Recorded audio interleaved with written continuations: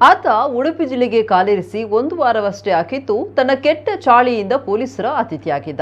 ಆದರೆ ಪೊಲೀಸ್ ಠಾಣೆಯ ಲಾಕಪ್ನಲ್ಲಿದ್ದ ಆತನಿಗೆ ಅದೇನಾಯ್ತೋ ಗೊತ್ತಿಲ್ಲ. ಬೆಳಗಾಗುವಷ್ಟರಲ್ಲಿ ಪ್ರಾಣ ಕಳ್ಕೊಂಡಿದ್ದ. ಸದ್ಯ ಆತನ ಸಾವಿನ ಸುತ್ತ ಅನೇಕ ಅನುಮಾನಗಳು ಎದ್ದಿದ್ದು ಲಾಕಪ್ ಡೆತ್ ಪ್ರಕರಣ ಸಿಐಡಿ ಮೆಟ್ಟಿಲೇರಿದೆ. ಬ್ರಹ್ಮಾವರದ ಪೊಲೀಸ್ ಠಾಣೆಯಲ್ಲಿ ನಡೆದಿರುವ ಲಾಕಪ್ ಡೆತ್ ಪ್ರಕರಣ ಸದ್ಯ ಸಿಐಡಿ ತನಿಖೆಗೆ ಒಪ್ಪಿಸಲಾಗಿದೆ. ಶನಿವಾರ ಕುಡಿದ ಅಮಲಿನಲ್ಲಿ ಮಹಿಳೆಗೆ ಲೈಂಗಿಕ ಕಿರುಕುಳ ನೀಡಿದ್ದ ಆರೋಪಿಯನ್ನ ಗ್ರಾಮದ ಜನರೇ ಹಿಡಿದು ಪೊಲೀಸರಿಗೆ ಒಪ್ಪಿಸಿದ್ದರು. ರಾತ್ರಿ ವೇಳೆ ಈ ಘಟನೆ ನಡೆದಿದ್ದು ಪೊಲೀಸರು ಆರೋಪಿ ಬಿಜು ಮೋಹನ್ನನ್ನ ಠಾಣೆಗೆ ಕರೆದೊಯ್ದಿದ್ದರು. ಕೇರಳದ ಕೊಲ್ಲಂ ಮೂಲದವನಾದ ಬಿಜು ಮೋಹನ್ ವಾರದ ಹಿಂದೆಯಷ್ಟೇ ಕೊಚ್ಚಿನ್ ಶಿಪ್ ಯಾರ್ಡ್ನಲ್ಲಿ ಕೆಲಸಕ್ಕೆ ಸೇರಿಕೊಂಡಿದ್ದ. ಶನಿವಾರ ಬ್ರಹ್ಮಾವರದಿಂದ ಸುಮಾರು 6-7 ಕಿಲೋಮೀಟರ್ ದೂರದ ಚೇರ್ಕಾಡಿ ಎಂಬಲ್ಲಿ ಮಹಿಳೆಗೆ ಲೈಂಗಿಕ ಕಿರುಕುಳ ನೀಡಿದ್ದ.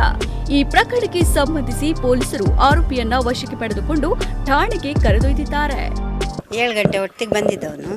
7 ಗಂಟೆಗೆ ಹೊತ್ತಿಗೆ ಬಂದು ಇಲ್ಲಿ ಮನೆ ಹತ್ರ ಬಂದು ಇಲ್ಲಿ ಒಳಗೆ ಬರಕ್ಕೆ ನೋಡಿದ. ನಾವು ಅಷ್ಟೊತ್ತಿಗೆ ಅವನ ಆಚೆ ಕಡೆ ಇದು ಮಾಡಿ ಆಮೇಲೆ ಅವ್ರನ್ನ ಅಂಕಲ್ನ ಕರೆದು ಅಂಕಲ್ ಆಮೇಲೆ ಜೋರು ಮಾಡಿ ಅಲ್ಲಿ ಕೂರಿಸಿದ ಮೇಲೆ ಹೋಗುವಾಗಂದ್ರೆ ಹೋಗಲಿಲ್ಲ. ಆಮೇಲೆ ನನ್ನ ಮಗಂಗೆ ಫೋನ್ ಮಾಡಿ ಅವನು ಬಂದು ಆಮೇಲೆ ಬೇಡ ಯಾರು ಎಂತ ಮಾಡೋದು ಬೇಡ, ಮೈ ಮುಟ್ಟೋದೆಲ್ಲ ಬೇಡ, ಆಮೇಲೆ ಅವ್ರನ್ನ ಪೊಲೀಸ್ ಸ್ಟೇಷನ್ಗೆ ಹಿಡಿದು ಕೊಡೋಣ, ಇಲ್ಲೆಲ್ಲರೂ ಸೇರಿ ಆಮೇಲೆ ಪೊಲೀಸ್ಗೆ ಹಿಡಿದು ಕೊಡೋಣ, ಮತ್ತು ಬೇರೆ ಹೆಣ್ಮಕ್ಳೆಲ್ಲ ತಿರುಗೋ ಜಾಗ ಇದು, ಮತ್ತು ಎಲ್ಲಾದ್ರೂ ಮಧ್ಯ ರೋಡಲ್ಲೆಲ್ಲ ಹೆಣ್ಮಕ್ಳು ಇದು ಮಾಡಲಿಕ್ಕಿದ್ದಾನೆ, ಬೇಡ ಸ್ಟೇಷನ್ಗೆ ಹಿಡಿದು ಕೊಡೋಣ ಅಂತೇಳಿ ಆಮೇಲೆ ನಾವು ಸ್ಟೇಷನ್ಗೆ ಫೋನ್ ಮಾಡ್ತು. ಇಲ್ಲ ಕುಡ್ದಿದ್ದ, ತುಂಬ ಕುಡ್ದು ತೇಲಾಡ್ತಿದ್ದ ಅವನು ಮೊಬೈಲಲ್ಲಿ ಸ್ವಿಚ್ ಆಫ್ ಆಯ್ತಂತ ಮೊಬೈಲೆಲ್ಲ ಕೇಳಿದ್ರು ಇವರು, ಮೊಬೈಲ್ ಸ್ವಿಚ್ ಆಫ್ ಆಗಿದೆ ಅಂತ ಹೇಳ್ದ ಅಷ್ಟೇ. ಆಮೇಲೆ ಪೊಲೀಸ್ ಬಂದ್ರು. ಅವನು ಠಾಣೆಯಲ್ಲಿದ್ದ ಆರೋಪಿ ನಸುಕಿನ ಜಾವ 3:45ಕ್ಕೆ ಕುಸಿದು ಬಿದ್ದು ಸಾವನ್ನಪ್ಪಿದ್ದಾಗಿ ಪೊಲೀಸರು ಮಾಹಿತಿ ನೀಡಿದ್ದಾರೆ.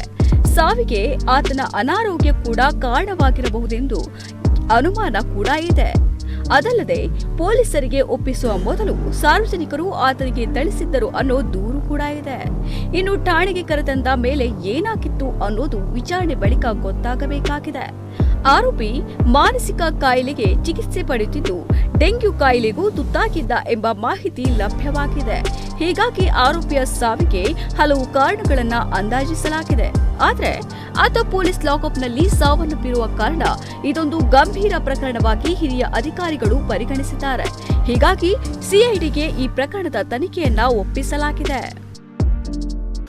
ಈ ಮನುಷ್ಯ ಬೀಜುಗೆ ನೈಟಲ್ಲಿ ಪೊಲೀಸ್ ಸ್ಟೇಷನಲ್ಲಿ ಕಸ್ಟಡಿಯಲ್ಲಿ ಇಟ್ಟಿದ್ದಾರೆ. ರಾತ್ರಿ ಸಮಯದಲ್ಲಿ ಏಕಾಏಕಿ ಮಹಿಳಾ SHO ಅವರು ನೋಟ್ ಮಾಡುವಾಗ ಇವರು ಬಾಡಿ ಶಿಥಿಲಾವಸ್ಥೆಯಲ್ಲಿ ಇತ್ತು. ಆವಾಗ ಇವಳು ಇದು ಲೋಕಲ್ ಇನ್ಸ್ಪೆಕ್ಟರ್ಗೆ ಫೋನ್ ಮಾಡಿ ಪೂರ್ತಿ ಮಾಹಿತಿ ಕೊಟ್ಟರು. ದೆನ್ ಇಮಿಡಿಯೇಟ್ಲಿ SP ಅವರು ಕೂಡ ಸ್ಟೇಷನ್ಗೆ ವಿಸಿಟ್ ಕೊಟ್ಟಿದ್ದಾರೆ. ಅವ್ರಿಗೆ ಪ್ರೈಮರಿ ಹೆಲ್ತ್ ಸೆಂಟರ್ಗೆ ಕರ್ಕೊಂಡ್ಬರುವಾಗ ಈ was declared brought dead. So ಈ ಸಂದರ್ಭದಲ್ಲಿ ನಾವು ಈಗ ಪ್ರಿಲಿಮಿನರಿ ಇನ್ಕ್ವೈರಿ ಮಾಡ್ತಾಯಿದ್ದೀವಿ. ತಮ್ಮೆಲ್ಲರಿಗೂ ಗೊತ್ತಿರೋ ಹಾಗೆ ಯಾವಾಗ ಪೊಲೀಸ್ ಕಸ್ಟಡಿಯಲ್ಲಿ ಏನಾದರೂ ಅನಾಹುತ ಆಗ್ತದೆ ಅಥವಾ ಡೆತ್ ಆಗ್ತದೆ ಆವಾಗ ಆ ಕೇಸ್ದು ಇನ್ವೆಸ್ಟಿಗೇಷನ್ ಜವಾಬ್ದಾರಿ CID ಮೇಲೆ ಇರ್ತದೆ. ಸೊ ಈಗ ಈ ಬೀಜು ಅವ್ರದ್ದು ಫ್ಯಾಮಿಲಿ ಬಂದ ನಂತರ ಅವ್ರದ್ದು ಕಂಪ್ಲೇಂಟ್ ನಾವು ತಗೊಳ್ತೀವಿ. ನಂತರ ಈ ಕೇಸನ್ನು CIDಗೆ ಹಸ್ತಾಂತರಣ ಆಗ್ತದೆ. ಅವರು ಆ ಕೇಸ್ದು ಮುಂದಿನ ತನಿಖೆ ಮಾಡ್ತಾರೆ. ಅವರು ಬೀಜುವನ್ನ ಮೂಲತಃ ಕೊಲ್ಲಂ ಕೇರಳದಿಂದ. ನಮ್ಮ ಪ್ರಾರಂಭಿಕ ಮಾಹಿತಿ ಪ್ರಕಾರ ಕೆಲವು ದಿವಸ ಹಿಂದೆ ಇಲ್ಲಿ ಯಾವುದು ಶಿಪ್ ಯಾರ್ಡ್ ಕಂಪನಿಯಲ್ಲಿ ಕೆಲಸ ಮಾಡಲಿಕ್ಕೆ ಬಂದಿದ್ದರು. ಸೊ ಈಗ ಸದ್ಯಕ್ಕೆ ನಮ್ಮ ಹತ್ರ ಅಷ್ಟೇ ಮಾಹಿತಿ ಇದೆ. ಆ್ಯಂಡ್ ಈಗ ಪೋಸ್ಟ್ ಮಾರ್ಟಮ್ ಇನ್ಕ್ವೆಸ್ಟ್ ನಾವು ಜುಡಿಷಿಯಲ್ ಮ್ಯಾಜಿಸ್ಟ್ರೇಟ್ ಮುಖಾಂತರ ಸಮಕ್ಷದಲ್ಲಿ ಮಾಡ್ತೀವಿ ಮತ್ತು ಮುಂದಿನ ತನಿಖೆ CID ಅವರು ಮಾಡ್ತಾರೆ.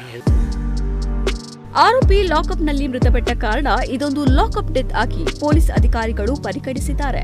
ಹಾಗಂತ ಇದರ ಸತ್ಯಾಸತ್ಯತೆ ತನಿಖೆಯ ಬಳಿಕವಷ್ಟೇ ಹೊರಬರಬೇಕಾಗಿದೆ. ಬ್ರಹ್ಮಾವರದಿಂದ 8 ಕಿಲೋಮೀಟರ್ ದೂರದ ಊರಿಗೆ ಆರೋಪಿ ಹೋಗಿದ್ದಾದ್ರೂ ಯಾಕೆ ಅನ್ನೋದು ಕೂಡ ಗೊತ್ತಾಗಬೇಕಾಗಿದೆ.